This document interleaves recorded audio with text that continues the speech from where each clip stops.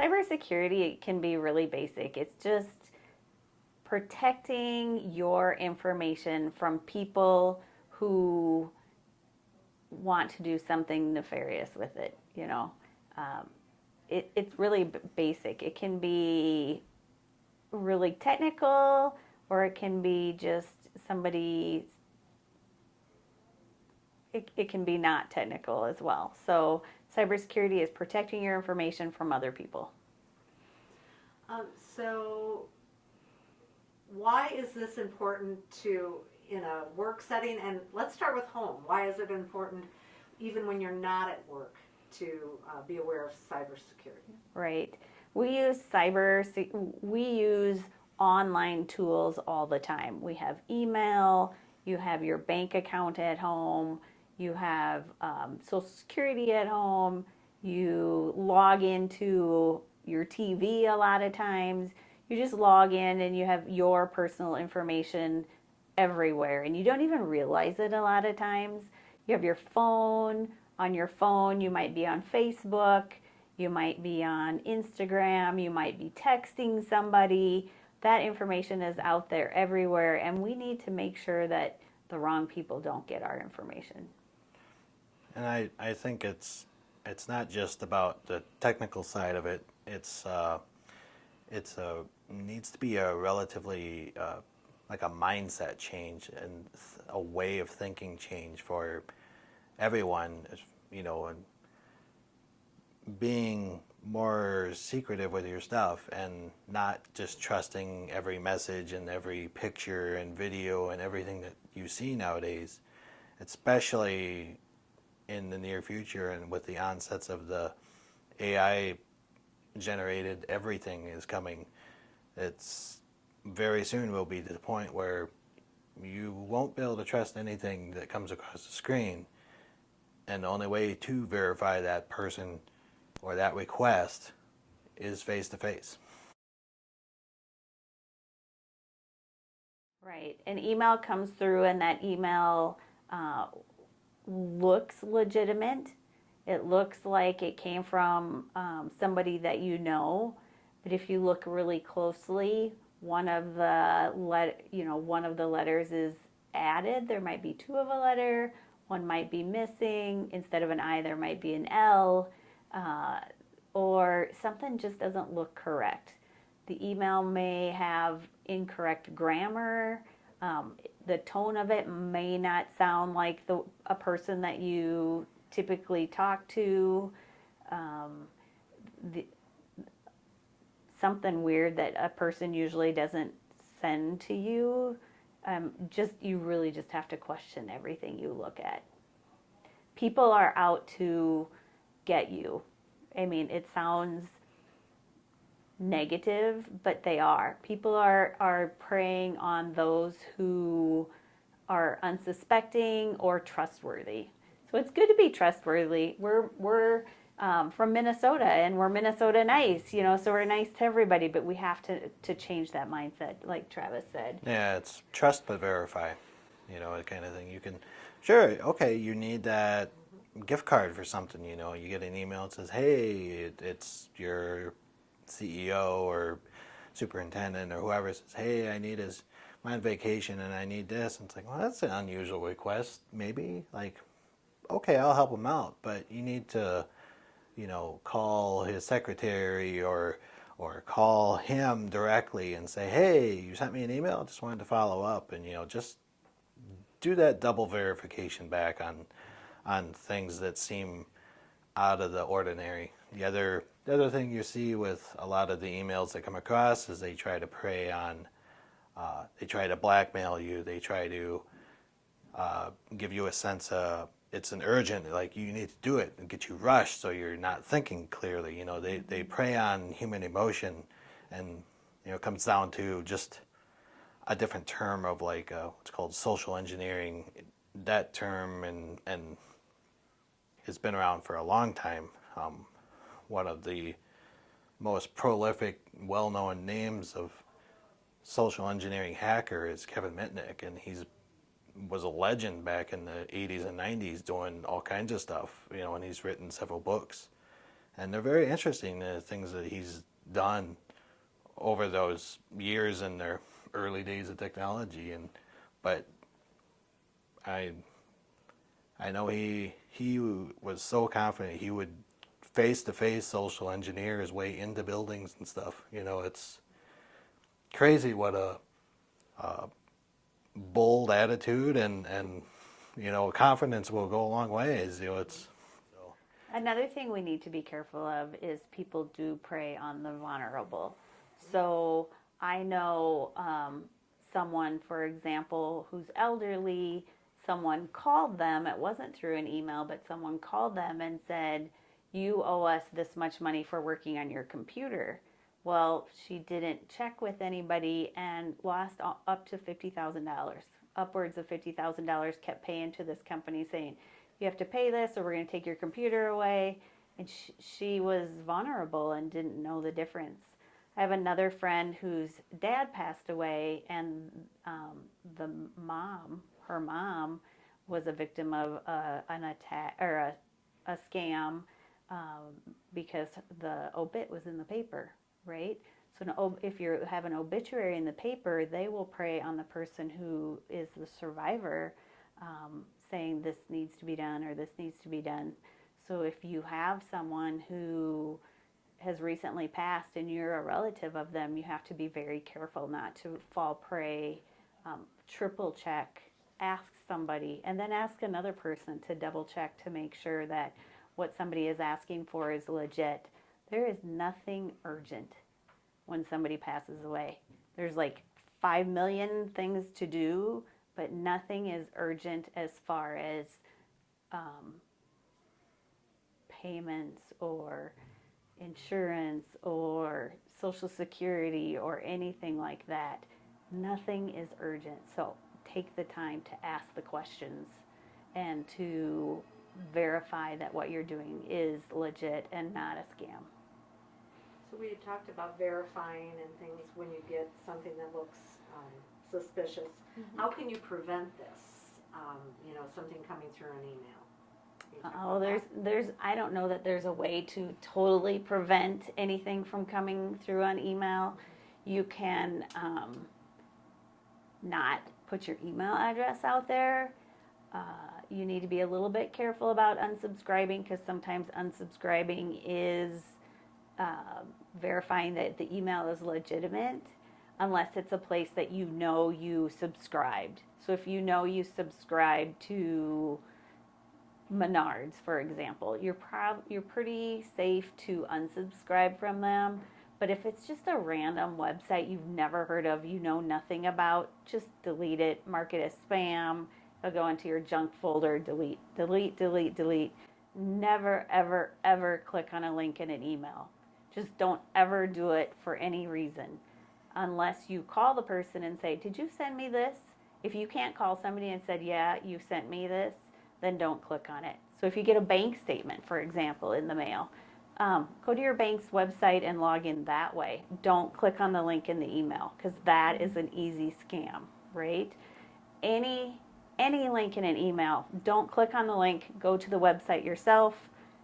Access it the way you normally do, never through an email. Credit card, oh, your credit card statement is due. Don't click on that link. Go to your website. PayPal, I see.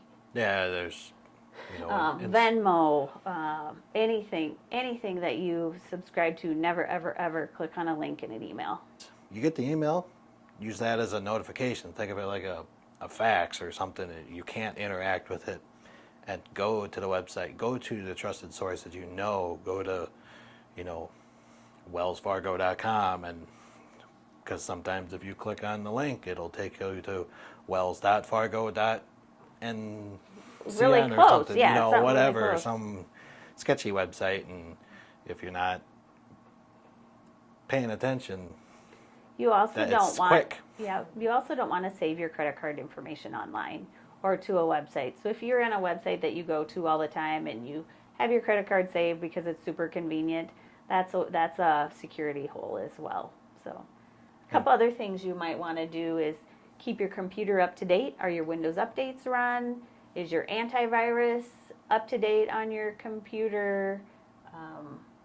I would recommend like a don't reuse passwords across websites, and to simplify that, use a trusted software like a password manager. A lot of them There's a out lot there. of them out there. Some of them have had some breaches in the past. I would definitely recommend avoiding those. But that will help you. There's extensions and plugins for your browsers, and that'll capture and paste that password information, with a click or automatically. And then it can also generate passwords for you that are long, complex, and secure. That you'll never ever remember. Yeah, you So don't. all you have to remember is one complex password for that password locker, and then it can save thousands and thousands of unique complex passwords in that locker for you. And the most important thing for that password locker is enable two-factor or multi-factor authentication for that. So, and then if you ever get a notification that says someone's trying to log in to that account and you're not doing it, do not approve that at all, and immediately go change that password. Yep. It's called two-factor authentication or multi-factor authentication. Both those terms are interchangeable. In the school district here, we use Duo. And to my horror yesterday, I found out that a teacher had a sub, which is great. We have a system for teachers to use when they have subs, so the sub can log in without having to have the teacher's password. The teacher chose to give the sub the password, and the teacher was at home, and the Duo authentication came up on her phone, and she just hit OK. She goes, I don't know. I had a sub today, so I just hit authenticate. Well, she didn't know if that sub was doing that or if somebody else was trying to authenticate on her computer or her account. So you have to know that when you are authenticating through multi-factor authentication, you initiated the authentication. So what should she have done instead? She should have hit deny. Okay. I mean, there's a green button for approve, and then there's a red button for deny. She should have denied it. She wasn't logging in. We can't share our passwords with anybody. I mean, Travis doesn't know my password. I don't know his, and there's no way I'd give mine to him. Right, yeah, and us, the tech department, we don't necessarily need your password. It does make things less complicated if, while we're fixing things, but we only ask for those in person. In person, never through a text, never through an email. And when you create a password for whatever account, it needs to be long. Like length is almost more important than complexity. Yep. Yeah. So they're saying a minimum of 12 characters, 16 would be better. It can be a passphrase. It can be multiple words that just don't go together, but you can spell, add a little bit of put a zero in there, put an exclamation mark, whatever. Just put a little bit of something to break it up, and it's a super easy password for you to remember, but maybe not for a hacker to get into. Right. Over the years, we were trained to use really complex passwords that are really hard for humans to remember, but easy for machines to generate or, guess, because they're just random. So it's not, and like Amy said, we need to stop using the word password and use the term passphrase. So what's easier to remember, like a bunch of numbers and symbols and uppercase, lowercase, you name it, and it's 8, 10, 12 characters long.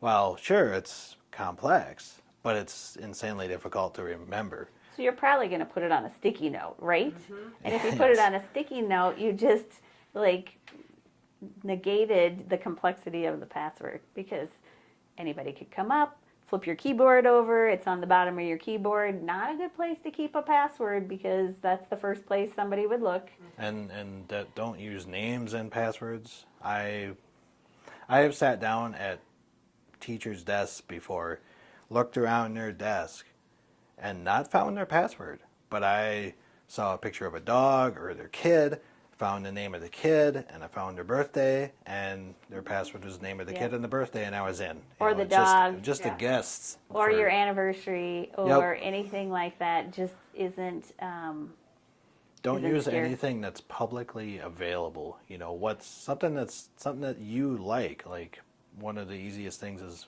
think of a music lyric from a song you like a phrase or the chorus of a song or just anything. just anything or string some words together like Yep. you know a funny sentence. Just think of a sentence that's easy to remember and throw a one or two numbers in it and uppercase a couple of the letters. It's not that little bit doesn't make it any different. Make it a heck as far as that goes. Just make it a formal sentence with capitals and a period at the end. There you've met 3 of the 4 requirements just by doing that. So That's all good advice. And I imagine, like with technology, it's ever changing and not going anywhere. This is only going to get worse, I'm imagining. You Yeah. mentioned AI previously. So let's Talk about that. define AI. Okay, let's do that. AI is artificial intelligence, and it is amazing what artificial intelligence can do right now. It could take our interview here, use the words we're using, and totally reconstruct this interview to say words and meanings that we are not intending to say, right? They could take our faces and put them on your body and make it look like we're doing something that we don't want to do. Yep, there's So- products out there now that basically you can have an automated avatar that basically auto generates video content for you for including in like a webinar that you would put in like a bottom corner of it, and then there would be like a PowerPoint presentation, and so then it would look like you speaking, but you didn't do all do it. that video editing and recording and time. It is horrifying. And it's just the tip of the iceberg right now. There's so much coming every day and so much We just need. changes. You can't believe anything you see online without really questioning the authenticity of it. Is it authentic? Where it comes from? And I don't know how to tell that because it looks so real. It looks so real. Right now, most of them, you start looking at details, like you start thinking about like structural designs of buildings or just It looks like certain, a virtual background instead of a. yeah, or like design aspects, hands don't quite they look slightly unnatural, but that will go away very quickly. And there's a lot of, I've noticed on social media that the amount of AI generated pictures being posted has exploded in the last 6 months. On social media, on an email, on a text that you receive from somebody, assume it's not what you think it is. Never, ever, ever, ever click on a link. Don't click on a link in your text, your email, social media. Just don't click on it. Go to the website itself. Okay? So that's number 1. Number 2, make sure you have strong and unique passwords for everything. Okay? If somebody calls you, question the authenticity. If it's urgent, most things are not. Very, very, very few things are urgent. Always double check to make sure if somebody calls you, wants information, hang up, look for the actual website, the phone number, whatever, and call them back. Ask somebody else for verification. Keep your systems up to date. Make sure your Windows software is up to date.